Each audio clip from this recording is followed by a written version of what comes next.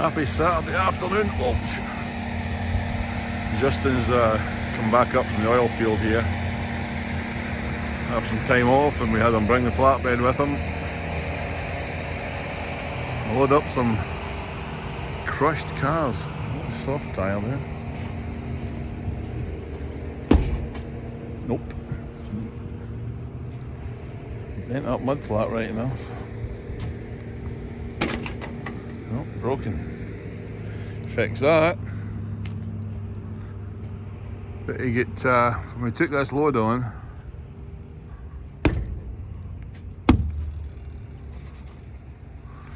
they told us you need to have 8 chains. So we showed up with 8 chains and 4 per car, but the cars are stacked so high that the 20-foot chains don't reach.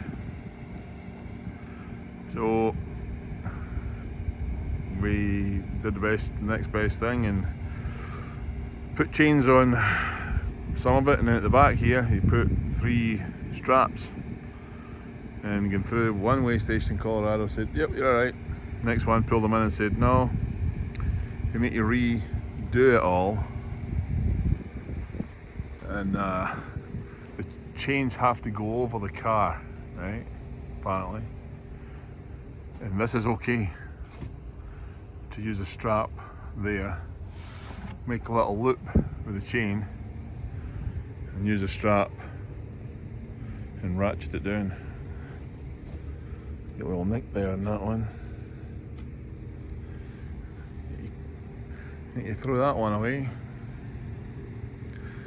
But it seems like the old flatbed rates are really quite good at the minute compared to the reefer. Reefer's dying on its knees. They're cloudy, but this truck's going to go into Freightliner. We had it got a new wiring harness, a new ECM in it when we first got it, and since then it idles really erratically, and then it wants to regen every now and again. But this little beast here, don't know if the keys are in it, but hopefully they are. Remember we put this thing all together and got it up and running? Well, I took it down and it ended up getting a new ECM, getting it reprogrammed and everything when it was on the road, and I took it down to and get all the tyres reinflated because we had to bring it back on that very same flatbed over there. So, and because it had ECM and wiring issues. There's the key. Key's hanging up. But what we're hoping to do is get this one finished and send it down in that one's place and leave this one up here.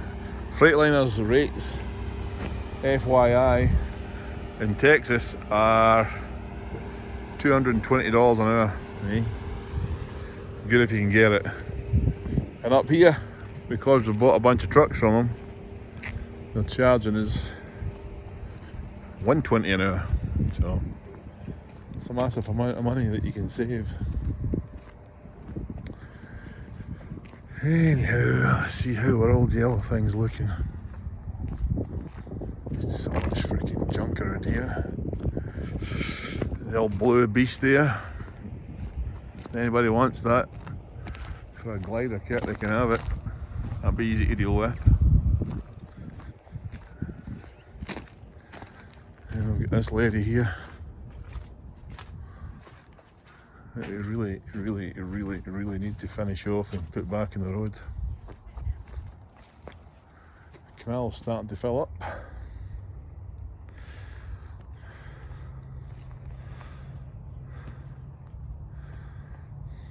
You wouldn't believe how much these are worth when they're put back together. The engine's over there at the other side of the workshop. But if you can see it there. That yellow kitty cat engine is to go into this. So There you have it. But let me spin this around. So that's our little flatbed trailer. This is my third or fourth time doing this, making this video, and I keep getting dry van and flatbed mixed up. Not a very good sign for a guy that's running trucks, eh? But that's our little flatbed trailer loaded with the crushed cars. That paid, I would have to say, double what a reefer trailer would have paid coming from the same area to drop off. So in this marketplace, I watched a video on Cash is King's channel this morning, and it's a really good video. If you get a chance, check that channel out. Cash is King, really nice guy, knows what he's talking about, and he's probably the reason that we've got Freightliner Cascadias. I've never liked them. I've always been a Peterbilt fan with cats, but you just can't afford to run them. The Freightliner Cascadia with the DD15 engine and the DT12 transmission is so efficient. They just keep running. They're great bits of kit. So, but going back to this, he had mentioned in his video, is trucking dead? Well, and I completely concur with what he says. It's not dead. Your business model and you might be dead in trucking because you might have jumped in, unfortunately, at the top of the wave, the top of the peak, and spent fortunes and bought a dozen trucks that are brand new and spent 200 and plus thousand per truck. Now you're out there running for $1 a mile where there's massive payments. You might have financed your trailer at 6 figures as well. If that is the case, I really feel sorry for you. I've been in that position before, and now the market has gone down so far for the equipment that you'll never get out of those trucks. The only thing to do is to give them back to the bank and say, see you later, take my house, or whatever it is that you've done. You've had to secure it with. Because, nobody is going to give you, $180,000 for a truck that's 2-year-old with 300,000 miles on it. It's just not going to happen. The big part of the downturn is not hit yet, and I think with the banks that will be the ones that will, when the 08 crash came, and I'm not a doomsday trucker here, but when the 08 crash came, it wasn't until people's property was worth a lot less than what they had paid for it, and any equity they had in it was gone. So then it gets to the stage where they just say, nope, not for me, see you later, have it back, I'm done, can't pay this, life's too short. That hasn't happened yet in the truck market. I think it will happen, and we'll see where that puts us then with the asset values. But we own most of our trailers, and the trucks, we only paid about 70 plus for each, these Cascadias we bought. But having said that, they're 7 to 8 miles per gallon. So the savings in fuel that we make really is the truck payment.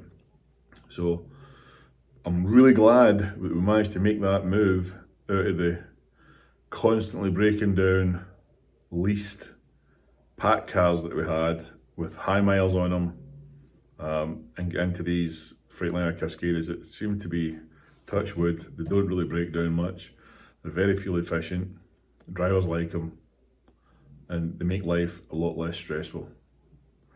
So the title of this video is, do you own your truck, or does the truck own you? And I just want to clarify that, because I've been in a position back when the crash came the last time, in 08-09, the property crash, and I was doing work for a government contractor that went bust, owing us a huge amount of money, and it put pressure on us. And I'm sitting there looking at all these vehicles that I really didn't have work for, that I couldn't get rid of because they were worth less than what I owed on them, And anybody that came to look at buying one of them, when they went to borrow money from the bank had repossessed so many vehicles that they would say, well, we don't want to lend you on that one, but come over here. Look, we've got this one here.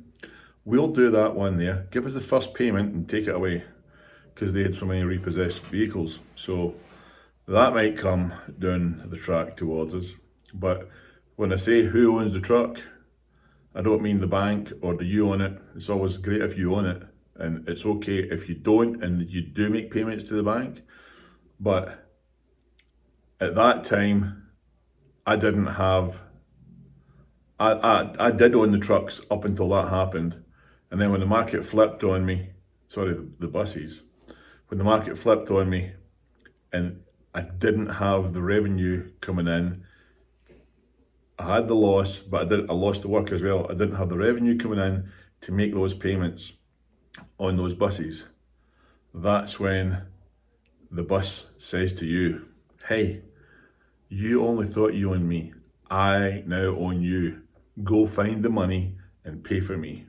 And I think that's happening in trucking now, where people are owned by the equipment, as in they really don't want to go to work for terrible paying loads, but they owe the bank, and their whole life is underpinned by taking the crappiest load that they can get to make the finance payment, rather than to plan the future, have the life, you know. So whether you want to take time off or not, you don't get to make the choice. The truck says to you, jog on, man, go get me some money.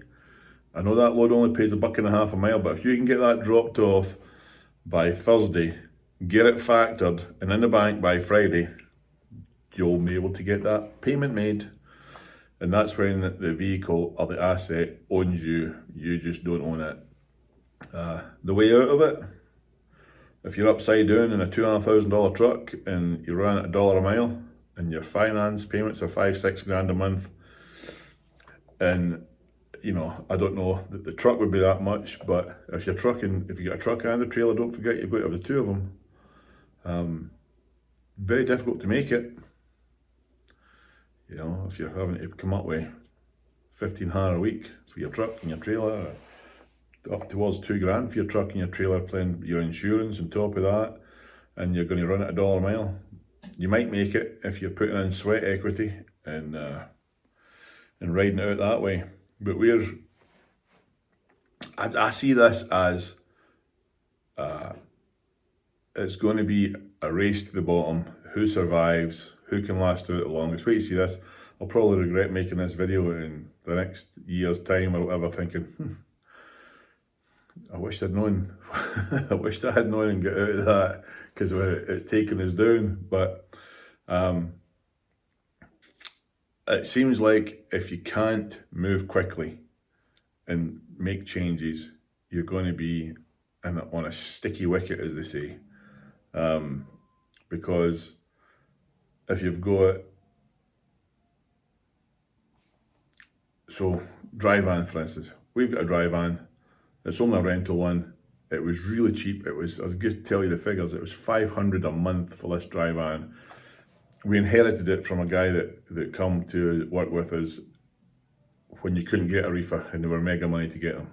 So we just kept the dry van. It was a handy thing to have if one of the reefers were off the road. We have hardly used it very much. It used to be that we could take loads to Minnesota for $3 a mile and come back for $3 a mile in the dry van, fine. But now, we tried it for $1.50 last week, and I thought, I ain't going out and doing that for $1.50. So the dry van's there, it's got to go. The reefers, they're struggling a bit with the rates. So we've got two flatbeds that we're going to pick up tomorrow, Monday morning. And we've already got a flatbed that was in the oil field that we weren't doing a lot with it because the reefers were good. So the rates aren't that great, so it's time to jump. Got to do it.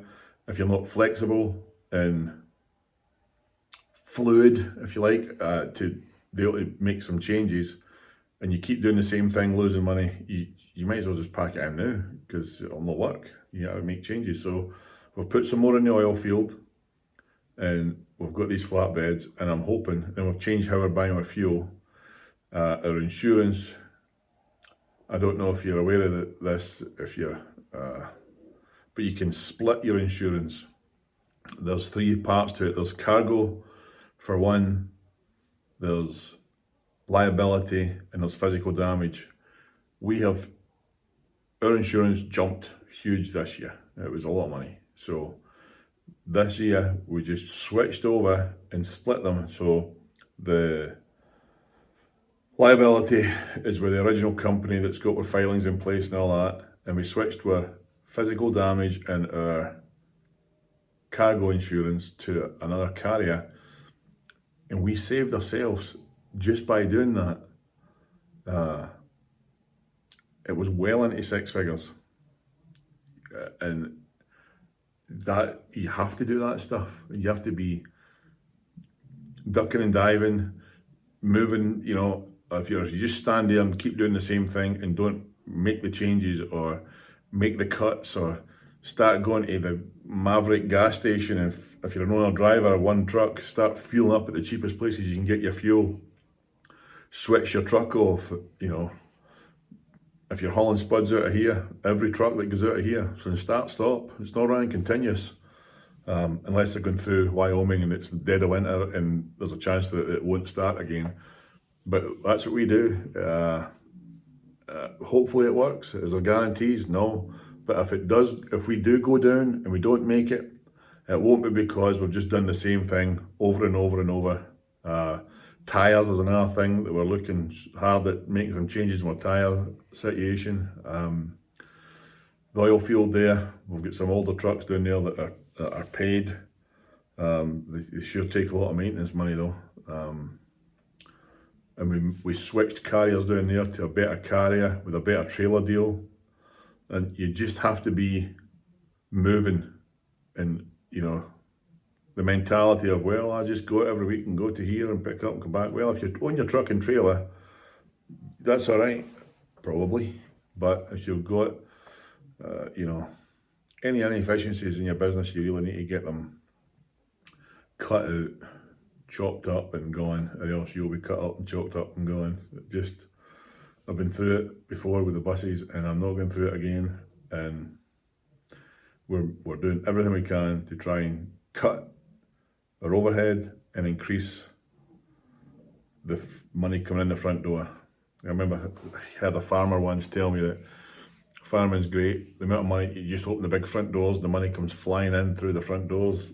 And the only trouble is the door at the back is just as big and it goes flying out. So you need to somehow keep it better. And that sounds like simple, but there's a lot of things you can do to try and trim your overheads and change your market, jump into something else. But for us, I'm going to try the flatbeds. I'll keep you updated to how it's working, but I've checked throughout the country, and I think it's flatbed season right now. We don't want to buy them because everybody freaking wants them, and they're expensive at the minute. So we're just going to rent some flatbeds and park a couple of reefers. If I can get an extra one here, I'll load it for somebody coming in and do the swapperoo, but that's where we're at. You got to do what you got to do, right? So hopefully you get to own the truck and the equipment and it doesn't own you. Wish you the best getting through this tumultuous time. Is it over? Don't know. When will it be over? Don't know. I won't come back to how it was in the last few years there, but hopefully it picks up and we all get to be safe. Thanks for watching. See ya.